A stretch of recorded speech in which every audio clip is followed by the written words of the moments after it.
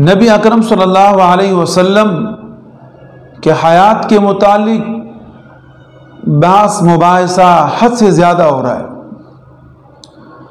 نبی اکرم صلی اللہ علیہ وسلم اللہ رب العزت کے پیارے نبی، رسول، سب کچھ ہے، لیکن اس کے ساتھ ساتھ ایک بشر بھی ہے، اس لیے کہ اللہ رب العزت کا قانون ہے کہ اللہ رب العزت نے کسی بھی پیغمبر کو اس قوم کے اندر بھیجا ہے، اور اللہ رب العزت نے نبی علیہ السلام کو بھی قریش عرب میں جو بھیجا تو نبی علیہ السلام عربی تھے۔ نبی اکرم صلی اللہ علیہ وسلم بشر ہے، اور جیسے بشر کو تکلیف ہوتی ہے، دکھ ہوتا ہے، درد ہوتا ہے، اسی طرح نبی علیہ السلام کو بھی دکھ، تکلیف، درد ہوا کرتا تھا۔ نبی اکرم صلی اللہ علیہ وسلم دنیا سے چلے گئے، لیکن جانے کا واقعہ بڑا عجیب ہے۔ عرفات کا میدان تھا، قرآن کریم کی آیت نازل ہوئی، الیوم اکملت لکم دینکم واتممت علیکم نعمتی ورضیت لکم الاسلام دینا۔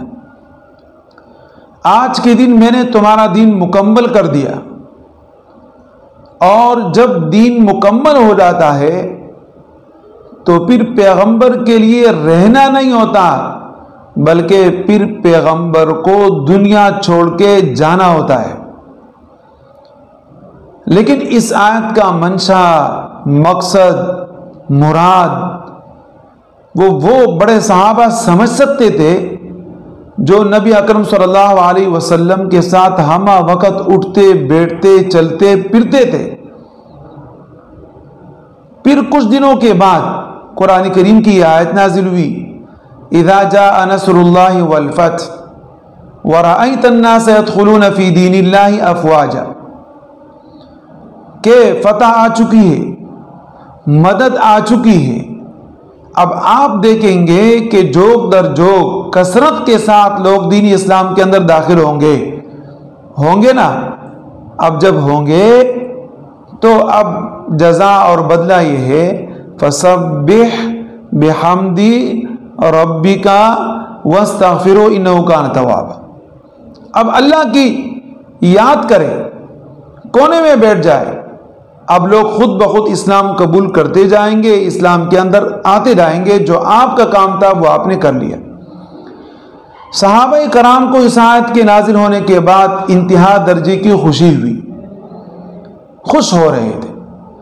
لیکن صحابہ میں ایک صحابی جو نبی اکرم صلی اللہ علیہ وسلم کے یار اور دن رات نبی علیہ السلام کے ساتھ چلنے پھرنے والے، اور اللہ رب العزت کی طرف سے سلام آیا جس کا قرآن کریم میں اللہ پاک نے ذکر بھی فرمایا، ثانی اثنین اذ ہما فی الغار اذ یقول لصاحبہ لا تحزن ان اللہ معنا۔ آپ پریشان نہ ہونا۔ نبی علیہ السلام کے ساتھ کون تھے؟ وہ حضرت ابوبکر صدیق تھے۔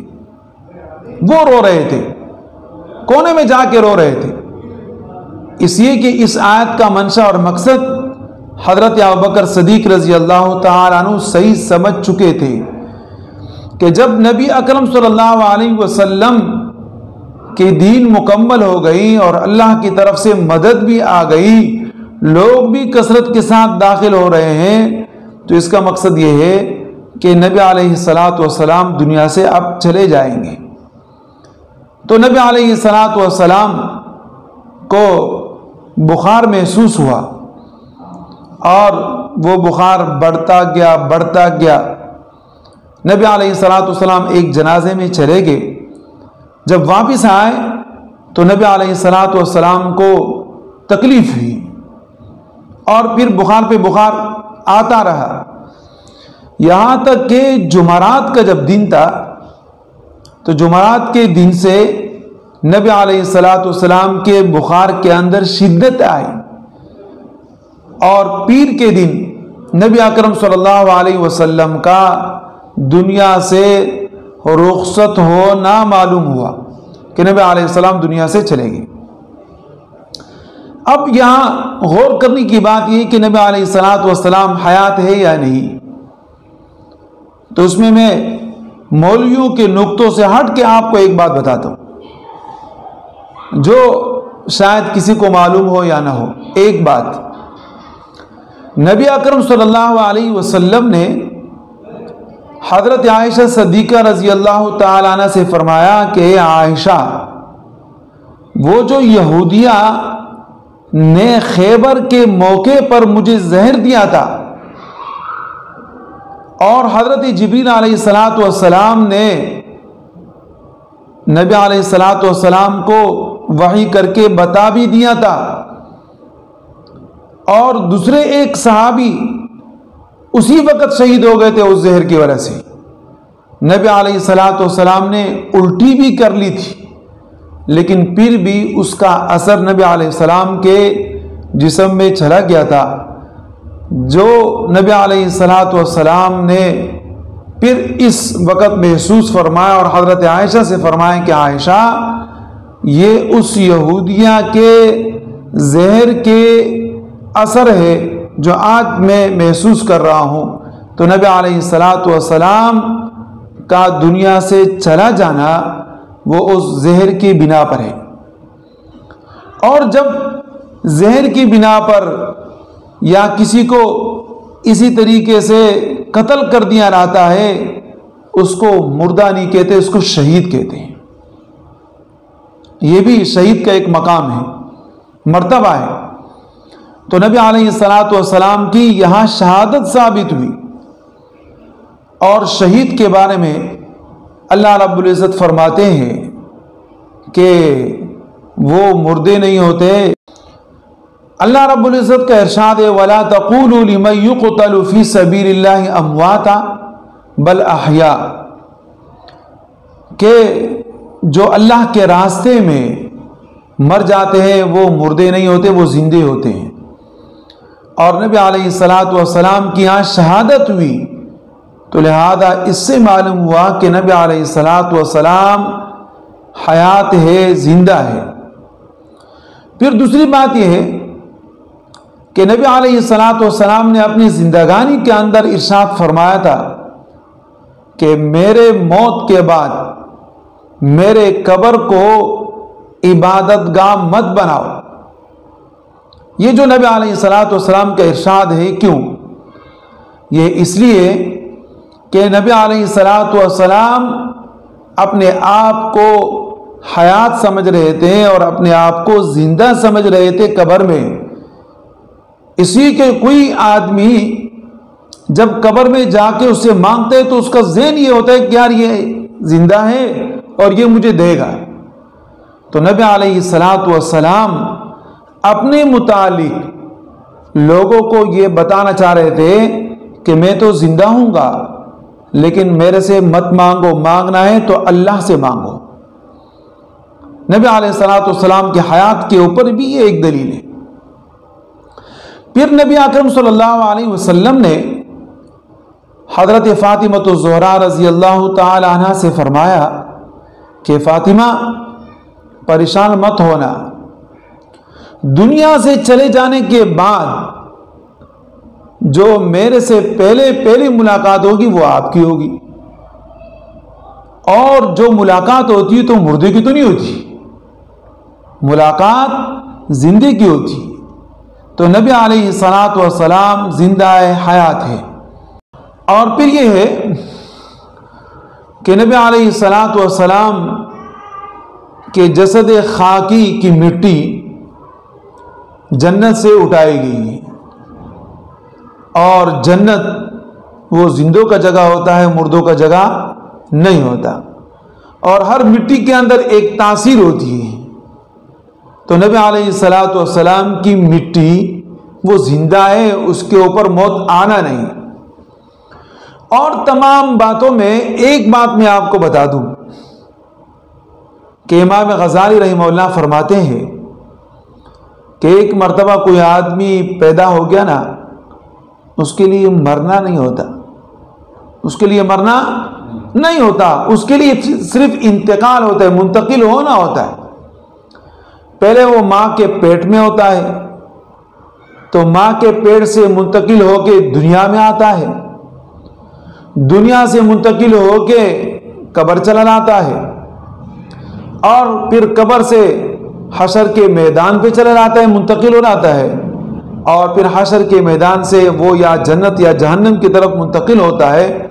تو ایک عام آدمی کے متعلق امام غزالی کا یہ فرمان ہے، اور نبی علیہ الصلاۃ والسلام، تمام انبیاء علیہم السلام کہ جو اللہ کے پیارے ہیں، جو اللہ کے قریب ہے، جو اللہ کے نزدیک ہے، اللہ رب العزت کی ان سب کے ساتھ انتہا درجے کی محبت ہے۔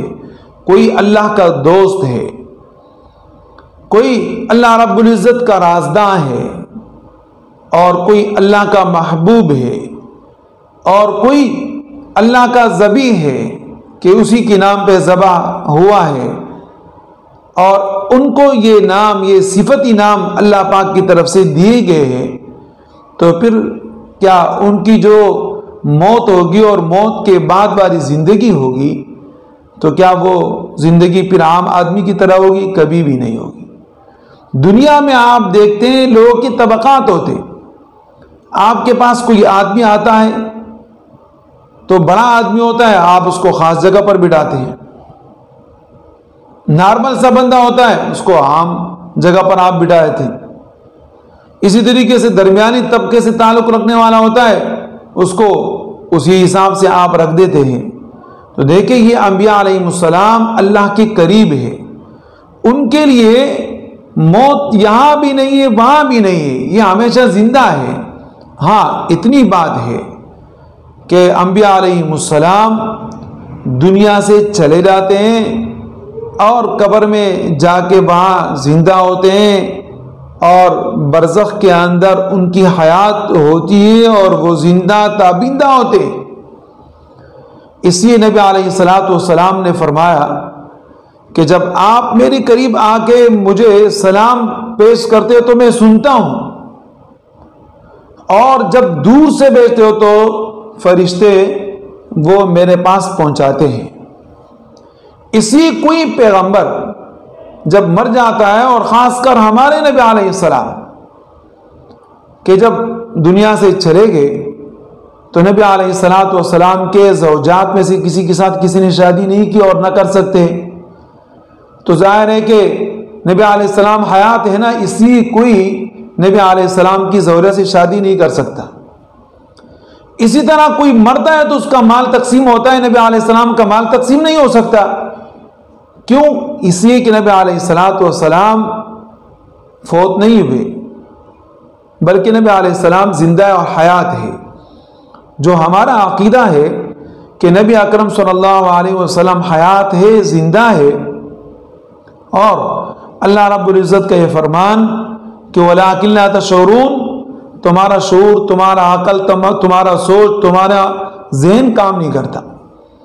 بہت ساری دنیا کی ایسی چیزیں کہ ہمارا ذہن کام نہیں کرتا، لیکن وہ حقیقت ہوتا ہے۔ جیسے کہ 600 سال پہلے امریکہ کے وجود کے متعلق کسی کو بھی پتہ نہیں تھا، لیکن امریکہ کا وجود تھا۔ بعد میں پتہ چلا کہ بھئی امریکہ کا بھی ایک وجود ہے اور آج سپر طاقت ہے۔ تو ہمیں پتہ نہیں ہے، ہمیں پتہ نہ ہونے کی یہ مقصد تھوڑی ہے کہ جناب یہ چیز نہیں ہے اور یہ زندہ نہیں ہے، نہیں، وہ ہمارے سوچ اور سمجھ سے باہر ہے۔ اللہ رب العزت نے ایسے معاملات رکھے ہیں کہ جو ہم سے پوشیدہ ہے۔ بہرحال اللہ رب العزت ہم سے موت کے بعد یہ نہیں پوچھیں گے کہ نبی علیہ السلام اپنے قبر میں حیات ہے یا نہیں، بلکہ اللہ پاک ہم سے یہ پوچھیں گے کہ آپ نے کیا عمل کیا ہے، آپ نے اپنے پیغمبر کی اتباع کی نہیں کی، جوانی کہاں آپ نے خرچ کی، مال کہاں سے کمایا، کہاں خرچ کیا، کتنے نیک اعمال کیے اور یہ برے اعمال کیوں کیے ہیں، میری اطاعت کی، میرے ساتھ شرک کیوں کیا۔ اس کے متعلق سوال ہوگا اور اسی کی تیاری کرنی چاہیے۔ ان چیزوں کے اندر پڑھ کے اپنے ایمان کو اور اعمال کو خراب نہ کرے۔ اللہ رب العزت ہمیں عمل کی توفیق عطا فرمائے۔